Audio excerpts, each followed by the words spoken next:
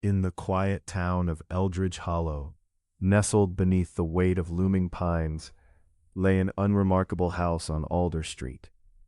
Its weathered facade told stories of wear, yet it stood like a sentinel against the creeping twilight. Mary Thompson, a schoolteacher with a penchant for order, ensured every corner of her life was meticulously arranged, even locking her doors at dusk with a quiet ritual that had become her nightly embrace of safety. One evening in early October, after an exhausting day filled with the buzz of children and the smell of dried leaves from the nearby park, Mary returned home, her mind heavy with the comfort of routine. She fumbled with her keys, the brass glinting under the porch light as she turned the lock with a satisfying click. The air felt unusually cool, slipping through her cotton sweater, but Mary brushed it off, retreating into the warm glow of her living room. As she settled on the couch with a cup of chamomile tea, a gentle creak echoed from the back of the house. It was common for the old wooden floors to groan, but this sound was different, more pronounced, as if someone had shifted their weight on the floorboards. Shaking off a sense of unease, she resumed her evening routine, yet as she glanced toward the hallway, she noticed it. The door to her study stood ajar. Mary stood, heart quickening, as she distinctly recalled shutting that door before she left. She swayed through the threshold, the air inside the room carrying the stale scent of dust, mingled with a whiff of something acrid, like burnt matches. The room felt strangely empty, as though the shadows had thickened in her absence. She glanced at her desk, her textbook stacked neatly beside a welcoming warm glow from her lamp. Everything appeared just as she left it, yet an unsettling sensation curled around her spine, wrapping tighter with each breath. Resolved to calm her racing mind, she returned to the couch. But the second time Mary passed through the hallway, she paused. The coated silence felt wrong, engulfing her nerves like a thick fog. As she approached the front door, prickles of anxiety danced along her skin. Hadn't she locked it securely?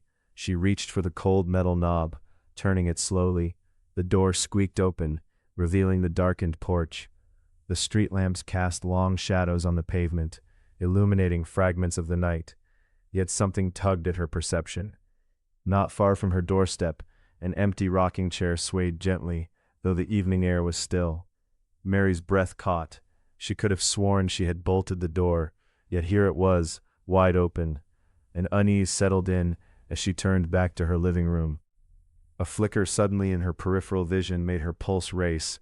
She shot her gaze toward the television, its screen warped with a sputtering static. The familiar sound morphed into a distant whisper that sent chills coursing down her arms. She approached, the cold static electrifying the air, the disquiet of the unknown filling the room. Once again she looked back to the hallway, uneasy, but relieved that it was dark and quiet. Just as she started to turn away, her heart sank as a chill gripped her. A shadow, distinct against the wall, elongated unnaturally. She froze, a soft gasp escaping her lips as she picked out the outline of a figure. Instinctively, she reached for the lamp, flooding the room with light, revealing the old photograph on her mantel, an image of her late grandmother, alongside a scratched-out face. In that perfect moment of clarity, realization struck Mary like lightning. The scratches were not mere accidents, they were deliberate, as though something meant to erase not just a visage, but an entire history. The shadows that festered in her house were not an idle trick of the night.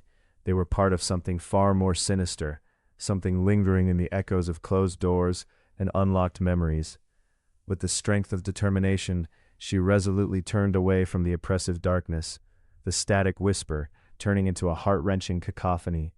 Heading straight for the front door now, Mary shut it tight and locked it, the sound resonating with her newfound courage. Each turn of the key silenced the shadows, scattering them like a flock of startled birds. She turned back to the living room, the oppressive weight lifted, cleansed by the light around her. Mary had learned that the safety of her home was not just the click of a lock, but a steadfast resolve against the unseen, the unknown, and the forgotten. She would not be a vessel for the past. The haunting would end with her. And in that quiet victory, the echoes of Eldridge Hollow began to fade. leaving only the rustle of pines whispering secrets into the gathering winds.